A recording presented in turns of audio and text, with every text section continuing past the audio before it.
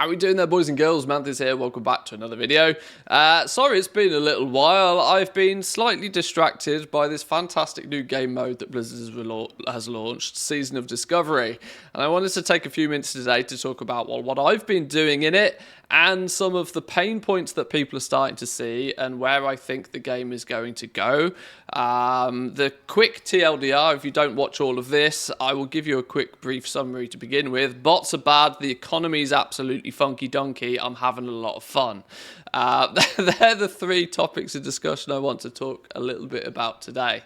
So Season of Discovery has been out about a week now. I think actually it launched I think it's a little over 7 days the game has been available now, and players are starting to get into the groove of it, right? You may notice the little notice up there. We've set up a guild on Wild Growth EU, the Star Schmucks Guild.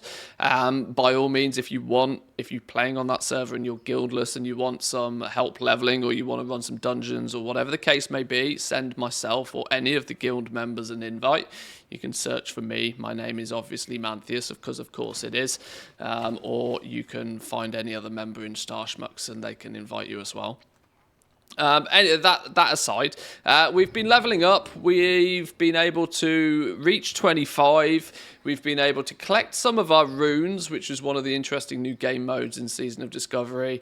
We've been able to get our professions in order, and we've been able to start making some gold and getting some gear, which is kind of the thing that we are now looking to do, or what many people are starting to look at doing. This first week's been an interesting one, though. It's been interesting because there's been a few fiascos knocking about, and the big one that's starting to plague people is bots. Bots are here. Bots are ruining the economy all of a sudden. And yeah, bots go where the money goes. Most people who are probably watching this have some sense of this already. Bots go where the money goes. And at the moment, everybody who's playing Season of Discovery has no gold.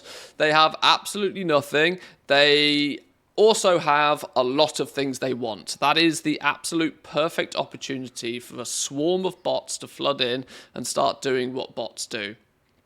It's not problematic everywhere, and it's not the biggest of issues just yet, but I do have my suspicions that if Blizzard don't sort of rein it in a touch, if they don't get it under control nice and early, it could snowball. It could get really atrociously problematic for some. I found a screenshot that was knocking around Reddit the other day, yesterday in fact, that you can start to see some zones are starting to get a little bit ridiculous. Apparently hunters seem to be the go-to.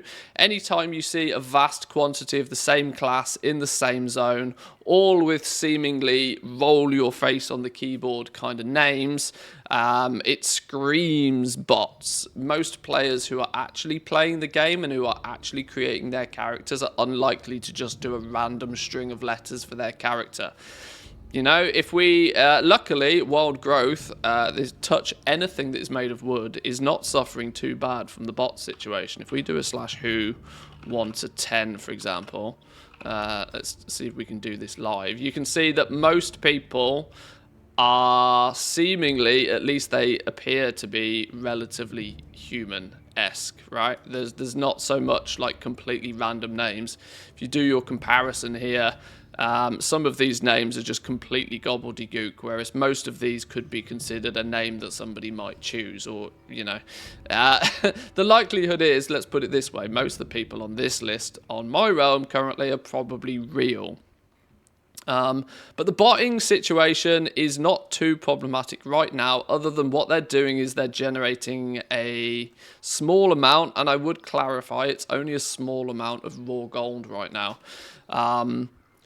This leads me quite nicely into one of the main things I wanted to talk about today. Why was I so interested in Season of Discovery? Why am I not sticking to retail? Why did I choose to play Season of Discovery over any of the other classic variations that Blizzard has launched? Well, I think the economy is going to be wonderful in this game, and that really, really appeals to me. For starters, the level brackets restricting people to level 25, then lifting it to 40, then to 50, and then finally to 60 is going to throw a lot of sort of questions into the mix, right? It's going to mean that not everybody, even the hardcore classic Andys, are not going to be fully 100%. This is what happens. I've done this all before. There's that element of newness to it. There's an element of freshness that so far I'm really enjoying. And it's a really weird economy. I can tell you that for a fact. When you start leveling up, you make 0 gold. And I mean absolutely 0. I think I dinged level 25 and I did it almost entirely via questing. I think I dinged level 25 with, I think, 4 gold in my bags. And that was with me feeling as if I was being very thrifty, right? I was trying to make sure that I had big bag space.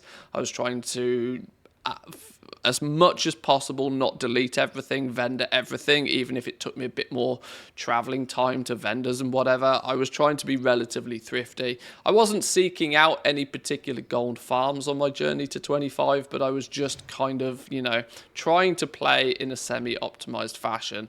Little did I realize, though, something magical happens when you hit level 25. When you hit 25, you get this massive spike of opportunity from a gold making perspective. I actually wanted to graph this out for people because I don't think many people have spotted or even worked this out yet. And it's something that might trip up a few players. If we do some simple paint diagram here for a minute, who doesn't love a bit of paint early in the morning, right? If we have one axis being the gold per hour you can potentially make, and down the bottom we'll put it as time rather than level. A huge portion of the initial time this first week is going to have been spent leveling. And during that process, you make nothing. Absolutely nothing whatsoever. Can we give me a better brush here? Give me a fancy looking brush. Can we get it? Let's do a nice big red line. Okay, so in your first leveling, right, you are making like literally very little whatsoever. You're making a few gold here and there from your quests, and you might find a BOE that's not useful to you that you can vendor for a little bit. But realistically, you're making nothing. Let's say it takes you 20 hours to level to 25, which is not unrealistic. Let's not forget this is classic. You don't have the luxury, at least on your first character, of pumping, you know, resources from your main character, you know, gear, bag slots, this sort of thing. You are literally grinding hard for your first character. Let's say it takes you 20 or so hours to hit level 25, 25 hours. But there's something magical that happens, and is that you can start hugely spiking the amount of gold you get, and you do it by just continuing questing. You continue to quest like you're still leveling, but what happens is the game has capped your experience, and so any experience you would have gained from that quest gets converted into gold. And this means your gold per hour, once you ding 25, and if you choose to continue questing, goes off the charts, right? It spikes. Your gold per hour for a few hours is ridiculous, but this isn't going to last forever. And I think this is having some interesting effect, or will have an interesting effect on how the economy in the game works, because people will get used to this, right? They'll get used to making a lot of gold, and then all of a sudden the quests are gone, right? Out of nowhere, those quests will disappear, and people will have kind of got comfortable, and they'll have bought a few bits of gear. They'll have made 50, 75, 100 gold by doing a bunch of quests at level 25. And then they'll suddenly realize, oh poop, I've run out of quests. How do I make gold now? And the reality is that you're going to have to do the same as everything else. You're going to have to run around, you're going to have to kill mobs, you're going to have to grind mobs, you're going to have to turn to your professions, you're going to have to gather items to sell to other people. Maybe you put a group together, maybe you go try and farm some higher level elites for some better drops or something to try and squeeze out that value. But the reality is after a few hours of questing at level 25, you run out of stuff to do, and your gold per hour sort of starts to diminish very, very quickly. And this is the interesting part for me. This bit in the center here is where I think there's a lot of intrigue to be had, right? This sort of stage here. People are starting to get here. People have started to get here. They've hit 25. They've figured this out. You know, they've seen a few videos or whatever, and they've gone out and they've got this boom, huge explosion of gold. And they're spending. This is the cool thing about the economy in Season of Discovery. They're spending. They're leveling up their professions. They're buying BOEs off the auction house. They're buying the big expensive bags to increase the amount that they can carry. And they're spending. So this is where you as a goblin, if you wish to make some good gold in Season of Discovery, need to be selling the things to the people who are willing to spend a lot of gold in this early stage. Because it will dry out. It will dry out really quickly. People only need X amount of materials to level up their professions in the first place. That's a one-time purchase from them. They're going to be buying gear, potentially upgrades for them. Most people have looked at like BIS lists and stuff at this point and have figured out that, right, I need one of these. They're crafted items. I'll buy those off the auction house or I'll make them myself. And then there's this, and this item that I have to go farm for. People kind of know where they're going now. But they'll spend whatever they need to spend as long as they've got it. And that early questing gold at level 25, I suspect, is where they will spend. And if you're a greedy goblin out there, you can hoover all of this up nice and quickly. If you can hoover up in the next sort of, I would probably say the next week to 10 days, hoover up all of this fresh gold that's being made by people dinging 25 and questing and getting this big spike of gold. You hoover all of that up and you just hold it for a little while. You hold it for a little while until everybody ends up back in this process down here where they're having to grind for stuff. And then on the flip side, the supply and demand, flips on its head, right? You have a huge amount of people that want more gold and have got used to spending a lot of it and now don't have any way to get much of it. Those people will go out, they'll start farming, they'll start selling their things, but by that point, a lot of people won't want it again. So the TLDR to all of this is I think the economy is going to be absolutely loopy, and I think it's mostly something that's very new to everybody.